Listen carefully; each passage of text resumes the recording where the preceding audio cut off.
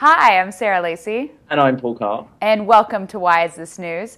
Now, Paul, you've kind of stretched the boundary of a tech reporter in your time at TechCrunch. I'm stretching it now. Look at me stretch. You're stretching it even further now. You're spending a month in Vegas because you don't think anything interesting or creative or entrepreneurial is happening in the Valley, and so you're spending a month in Vegas writing for the Huffington Post about strippers. Do I have that right? Yeah, that's exactly right. There is absolutely no hyperbole or understatement in what you just said. Absolutely. I thought I'm sick and tired of billionaires changing the world. Strippers is where it's at. I'm going 33 days to Vegas. That's pretty much it. Yeah. So you've been writing a daily diary of your trip on Huffington Post. Yep. What have you learned so far this week, if people have missed it? So this week, I'm still obviously, I'm only on 4 days in, so a lot of it's been like just figuring this place out because it's ridiculous. And since I've arrived, I've had emails from everyone from like the mayor's office through to like, obviously, as you say, strippers and strip clubs, through to like police officers who want to show me around, various other law enforcement people. I want to spend a day with the CSI people and see if it's like... That would be the only thing I would find entertaining about your trip. I don't think that's true, because I'm also going to spend, there's also a guy who repossesses homes here who I want to spend some time with. There's these people who live under the streets in the storm drains because they got kicked out of their homes. There's a lot of like, and then, so the first 3 days have just been swimming through this sea of, because, much like you, although obviously you're searching for slightly different types of stories, but much like you, I don't really plan these trips hugely before I go. I like the serendipity of who you meet.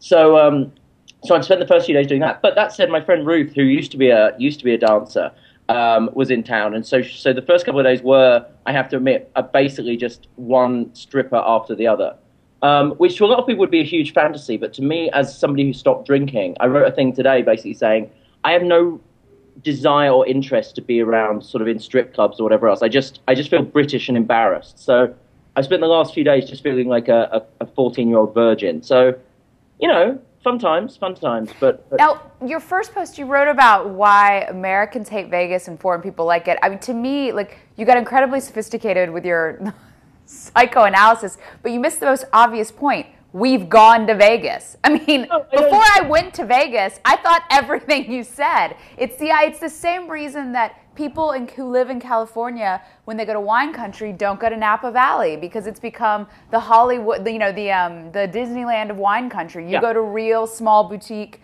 wineries. I mean, I don't think it's some great mystery, especially for our audience. People have spent years going to Comdex and CES, and it's like, I mean, nothing takes away the magic and allure of a great marketing job, and and like all these legendary things written about it, like actually being there. I think that's true for everywhere. I wrote that for Americans, familiarity has become the mother of contempt, and I think that's exactly what has happened. My point is, to those of us not from America and who don't have sort of Vegas as this sort of weekend break. I mean, I was walking around yesterday, and it occurred to me there are Brits and there are various other nationalities walking around, and to them this is like holiday of a lifetime stuff. And all I could think was, you poor bastards, like this is your holiday of a lifetime.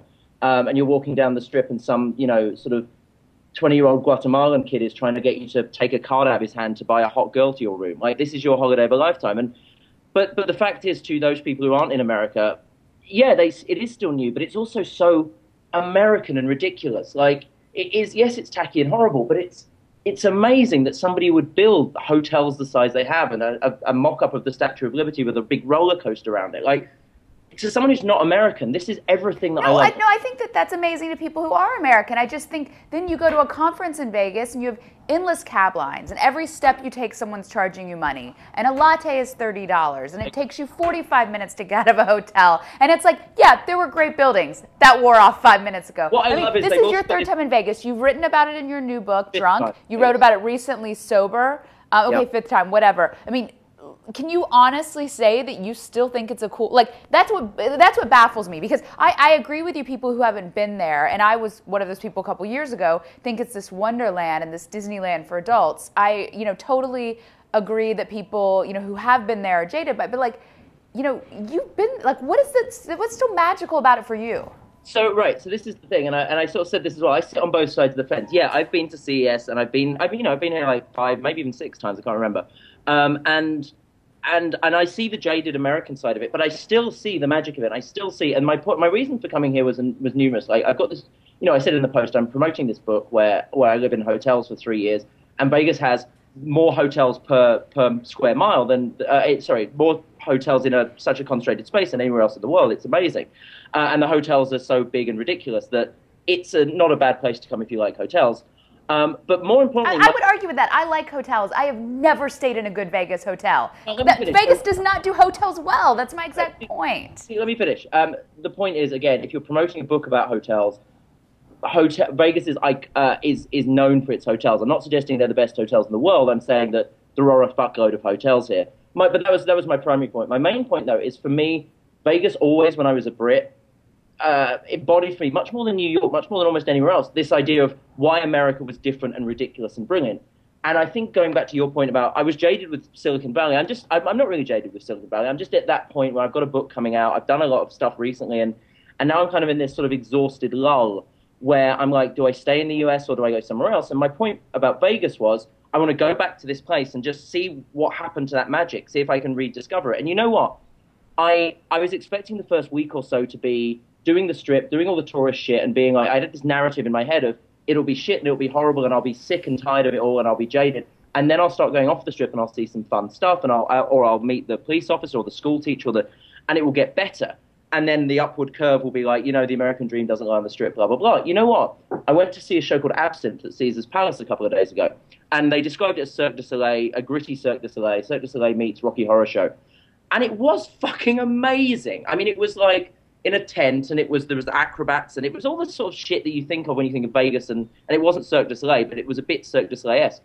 And it was magical, and Ruth and I sat watching it, just being like, this is what we love about this place. And every single act was from a different country. There were Russians and Armenians and Brits and Canadians, and it was like all these people had come together to do this amazing show that could only have been put on by Americans, or in America at least, which is the Cirque du Soleil thing as well. And it was just magical. And I was like, you know what? Actually, the Strip may not be a lost cause. There may still be some magic to be found here. In a couple of days, I'm going to be done with it and want to meet the school teachers and stuff. But right now, I'm in an unjaded place. I still think 33 days is going to kill me, but I don't know. It's not as bad. And I'm seeing a bit more of that magic. And yeah, there's everything bad about America is here too, and everything douchey and frat boyish. And you said outside the TechCrunch office today there were a bunch of Giants fans acting like dickheads. And I imagine, and all those people are here too. It's spring break, for Christ's sake. But it's America, and I'm having a good time. You know what I think is magical? When immigrants come together in Silicon Valley and create $1 billion company. Right. That's magical, not a stupid Cirque du Soleil show. That's what brought me there. That's why I love Silicon Valley. I love that America is a place where people, and this is what I always say about Britain. It's like we have some brilliant creative people, and they should all get on a plane and come to Silicon Valley if they want to build a tech company. And you know what? If you want to build a show with trapeze artists, bring it to Vegas. America is a great place for very talented people, from Nikola Tesla onwards, to come to a place and get a can-do attitude and a shit ton of money and a huge audience and a massive access to money and a sort of, fuck it, let's just do something. And hang out with strippers. All right, and hang out with strippers. For other Silicon Valley people who Comdex and CES have... doesn't mean they're hoes. I didn't say they were hoes. No, I know. I was quoting Wycliffe Jean. Okay. So for other Silicon Valley people who are hopelessly jaded about Las Vegas after years of Comdex, CES, Blog World, every other hell on earth conference we've had to endure there, where can we read about your Vegas adventures? You can read about my Vegas adventures at Huffington Post / I think it's Paul-Carr. It took me 45 minutes to find it today. I just want to point that out. You search for Huffington Post Paul Carr. I've got an idea. Why don't you get back on Twitter so you could actually tweet these things and people could read them? Sarah, had you read to the bottom of any of the posts, you would have seen that for the duration of this trip, I am back on Twitter at the insistence of the Huffington Post, where I am Paul Goes to Vegas. So it's twitter.com/Paul Goes to Vegas. And you can get all my Twitter-related updates of my Vegas trip. And I have to say I'm finding it a little weird to be back. I'm glad it's temporary, but it is kind of fun being back on Twitter for a month. We will do a future Wisest News about that. Can't wait. All right. Have fun with your hoes or strippers or whatever they are. I'm very interested to hear about more of your actual deep adventures in the city. I hope you do actually get off the Strip. I'm so dubious that's going to happen. I wanted 1 week. Well, you'll see. But I wanted 1 week of. I knew that I was going to have to spend a week doing logistics and also staying in the horrible hotels. I'm in Bally's last night. I was in Circus before. I was like, well, let's just cram all that crap into 1 week. That gives me time to do the logistics, to do all the other So stuff. if people missed your reporting this week, they've missed nothing, is what you're saying. They missed, well, there was a video yesterday which is pretty entertaining. Well, actually, it's funny because there was a video yesterday which was of me talking about strip club etiquette and how I didn't understand how to behave. But then I turned the camera off and I was sort of just like checking my phone and drinking while Ruth was talking to catching up on strippers, and suddenly I'm sort of distracted and like I'm suddenly drawn back into the conversation, and I realized they're talking about WordPress and they're talking about how creating their sites they had all these problems with WordPress, and then they started talking about MobileMe, and then they started talking about FormSpring, and it was like, wow, this is how mainstream all of this stuff has become. Like, strippers have a real issue with FormSpring. And then we got into this amazing conversation about anonymous commenters. And you know what? We think we have problems at TechCrunch. Strippers have a lot of problems with anonymous commenters. So I have a little extra video. I pointed a camera surreptitiously at them while they're having it. So I'm going to try and send over my video of strippers talking tech. But yeah, beyond that, you haven't really missed a lot in the way of reporting. Next week will be the big week. Frustrations with WordPress. That's something we can all agree on. I agree, exactly. It brings us together. WordPress's suckiness is a uniter, not a divider. Bye, Paul. Join us next week.